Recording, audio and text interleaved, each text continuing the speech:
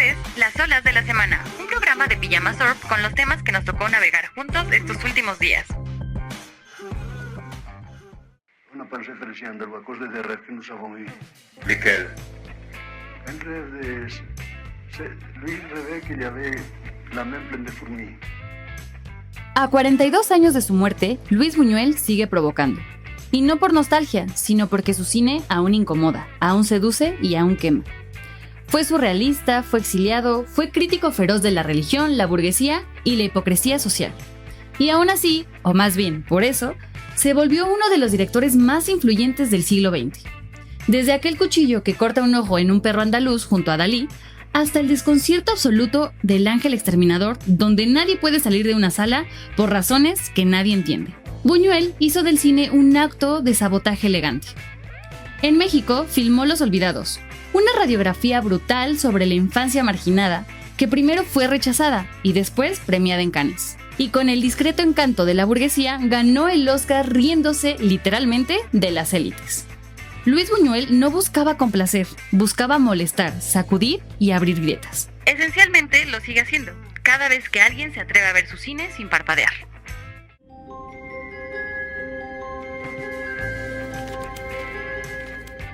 Soy Frankelda, la primer película stop motion mexicana sigue abriéndose paso entre los grandes. Esta vez con una mención especial del jurado en el Festival Fantasía 2025. Uno de los más importantes del cine del género a nivel mundial. El premio, que lleva el nombre de Satoshi Kon, el maestro del cine japonés detrás de Paprika y Perfect Blue, reconoce aquellas obras que se atreven a contar desde las sombras, con técnica, emoción y una visión única. Y ahí, entre cintas de todo el mundo, brilló esta película mexicana. Oscura, artesanal y profundamente humana. Después de la serie Los sustos ocultos de Frankelda, esta nueva entrega, a la vez precuela y secuela, nos lleva más allá. Frankelda, una escritora ignorada por siglos, se enfrenta a los monstruos que alguna vez inventó. Dirigida por los hermanos Ambriz y producida por Cinema Fantasma, Soy Frankelda mezcla horror, fantasía y crítica con una estética hecha a mano que seduce cuadro por cuadro. No solo es una historia, es una declaración de principios. Una voz que se niega a ser silenciada. Desde su estreno en Guadalajara, pasando por Annecy y ahora en Montreal, esta cinta confirma que la animación mexicana no solo tiene voz, sino que tiene carácter, oficio y alma. Soy Frankelda llega a salas en octubre y trae consigo algo más que una historia. Una invitación a cruzar el umbral entre lo real y lo que aún no te atreves a imaginar.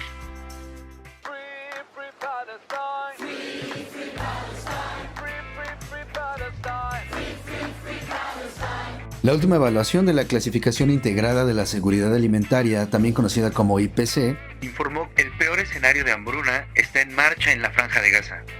22 meses de guerra han dejado este territorio palestino al borde del colapso humanitario. La violencia no cede, los desplazamientos son masivos, la ayuda humanitaria sigue enfrentando obstáculos y mientras tanto, el hambre avanza y la vida retrocede. El informe, elaborado por organizaciones no gubernamentales, agencias especializadas de la ONU e instituciones internacionales, señala que la crisis ha alcanzado un punto crítico, y es que entre abril y mediados de julio, más de 20,000 niños fueron atendidos por desnutrición aguda, de los cuales más de 3,000 padecen desnutrición severa. Todo esto en un contexto donde la presión internacional crece. Francia, Reino Unido, Alemania y Canadá han anunciado que durante la próxima Asamblea General de la ONU, en septiembre, reconocerán a Palestina como Estado, una decisión que, además de su peso político, busca enviar un mensaje claro a Israel y a su primer ministro, Benjamín Netanyahu, donde es urgente detener los ataques contra miles de civiles en la Franja de Gaza. Pero la violencia no solamente se mide en cifras y discursos diplomáticos, pues en los últimos días, autoridades palestinas denunciaron el asesinato de Auda Hadalin, maestro, activista y colaborador del documental ganador del Oscar No Other Land, donde según los reportes fue abatido a tiros por colonos israelíes extremistas que lo habían amenazado previamente por su labor en la película. Así han pasado los días más recientes de Gaza, entre la guerra, el hambre y la respuesta internacional que comienza a hacer ruido, aunque tardó mucho en romper el silencio.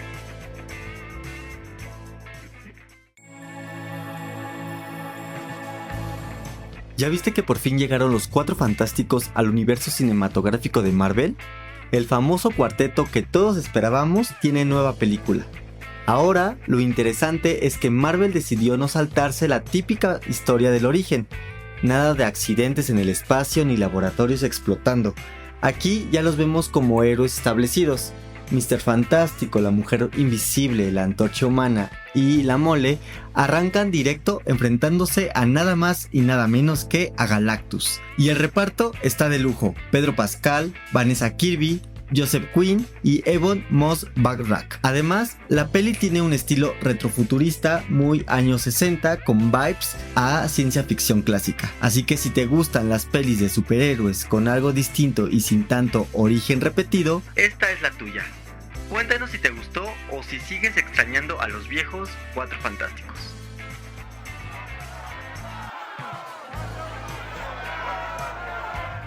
En 2024, el hogar mexicano promedio gastó 15,891 pesos, o por lo menos, así lo revela la más reciente encuesta nacional de ingresos y gastos de los hogares del Instituto Mexicano para la Competitividad. Si lo llevamos a cifras trimestrales, estamos hablando de 47,000 pesos destinados a cubrir las necesidades de la familia y, claro, algunos gustos. La mayor parte del gasto, casi el 38%, se va en lo más básico, en alimentos y bebidas. Le sigue el transporte con más de 9,000 pesos, vivienda y energía con poco más de 7,000 y después educación, vestido, salud y otros servicios. Pero estas cifras esconden una realidad mucho más dura.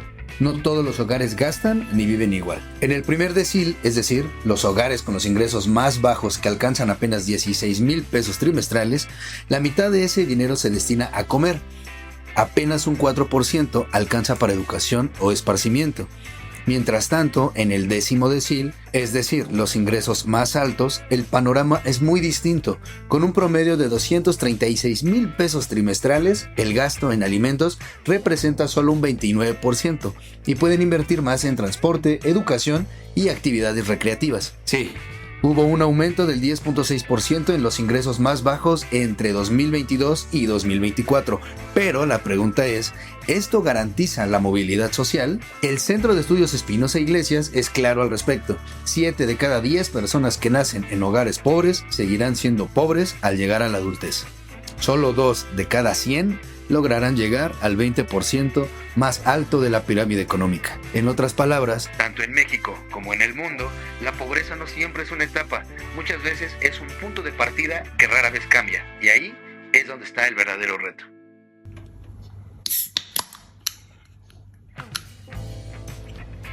Este 1 de agosto se celebra el Día Internacional de la Cerveza, una efeméride peculiar en torno a una de las bebidas emblemáticas de la civilización humana. Y aunque la celebración podría parecer trivial, lo cierto es que la cerveza ha acompañado a las sociedades humanas prácticamente desde los inicios de su historia. Contrario a lo que muchos piensan, algunos antropólogos sostienen que la agricultura se desarrolló más por la sed que por el hambre, y en ese sentido, es posible que los primeros cereales que se sembraron se hayan utilizado para producir bebidas fermentadas similares a nuestra cerveza actual, antes que para producir pan. Al menos esa es la opinión de Solomon Katz, profesor de antropología en la Universidad de Pensilvania, y de Patrick McGovern, director del proyecto de arqueología biomolecular de salud, cocina y bebidas fermentadas en la misma universidad. En otro momento de la historia, la cerveza fue durante mucho tiempo el único sustento admitido en los días de ayuno de las cuaresmas medievales. Monjes de monasterios en Bélgica, Alemania, Francia y otros lugares de Europa desarrollaron recetas de cerveza con los suficientes carbohidratos para ser lo único que consumían durante esos 40 días de privación.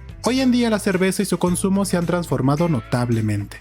En el mercado se encuentran desde cervezas bajas en calorías y sin alcohol, hasta otras que buscan conservar la tradición de la fabricación artesanal e incluso innovar con recetas que se adaptan a los gustos e ingredientes locales. En cualquier caso, la cerveza es una bebida que ha sabido adaptarse a los cambios de épocas y hábitos, acompañando todo tipo de momentos en millones de personas alrededor del mundo.